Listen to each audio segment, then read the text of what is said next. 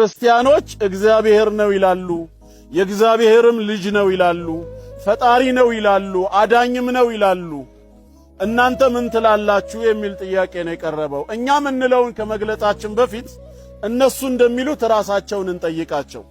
ራሱ እግዚአብሔር ከሆነ ራሱ የእግዚአብሔር ልጅ ከሆነ ምንድነው የምንረዳው? እስኪ ኢየሱስ ራሱ እግዚአብሔር ነው የእግዚአብሔርም ልጅ ነው። ጥሩ፣ እሱ የእግዚአብሔር ልጅ ከሆነ አባቱ ማን ነው? ማን ነው? ራሱ ነዋ። ለምን ራሱ እግዚአብሔር ነው ብለውናል። ይሄን እንዳትረሱ። ኢየሱስ ማን ነው? እግዚአብሔር ነው። ከዛስ አልናቸው የእግዚአብሔር ልጅ ነው አሉን። አሃ ኢየሱስ የእግዚአብሔር ልጅ ነው። እሺ አባቱ ማን ነው? ራሱ እግዚአብሔር ተብሏል። ራሱ ለራሱ አባት ነው፣ ራሱ ለራሱ ምንድነው? ልጅ። እንዴት ነው ሰው የሚረዳው? አይ አንተ አልገባህም እንደዛ ማለታችን ሳይሆን አባቱ ሌላ ነው አብ ይባላል፣ እሱ ደግሞ ወልድ ነው ሌላ ነው ኢየሱስ ይባላል ካሉ ደግሞ ስንት ሆኑ? አሁን ማን ነው ታዲያ ከሁለቱ እግዚአብሔር? እግዚአብሔር ማን ነው? ሁለቱም ካሉን ስንት እግዚአብሔር አለ? ሁለት እግዚአብሔር ደግሞ የለም። አንዱ ነው ካሉን ደግሞ ይምረጡ። አንዱን ሲመርጡት የዛኔ ያልተመረጠው እግዚአብሔርነቱ ይሰረዛል ማለት ነው። ካልሆነ እንዴት አድርገን ነው ሰው የሚረዳው? ለዚህ ነው እኮ ቁርአን ሲመጣ ቁል ሁወላሁ አሃድ ነው ያለው። አላህ አንድና ብቸኛ ነው ብለ ንገራቸው።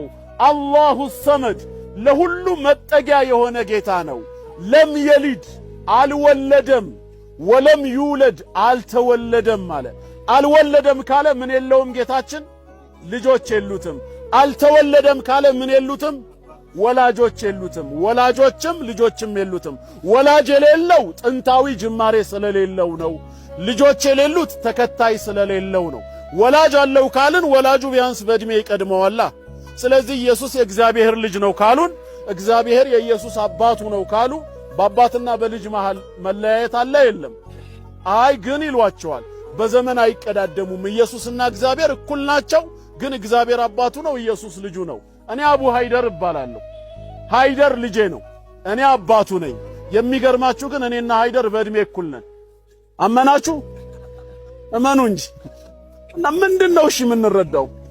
አባትና ልጅ ሆነው እኩል ናቸው። አባትና ልጅ እኩል ከሆኑ እንዴት እግዚአብሔር አባት ተባለ? እንዴት ኢየሱስ ልጅ ተባለ? ታዲያ አንዱን አባት ሌላውን ልጅ ያሰኘው ምንድነው? በስልጣን ካልተቀዳደም ባልተበላለጡ፣ በዘመን ካልተቀዳደሙ።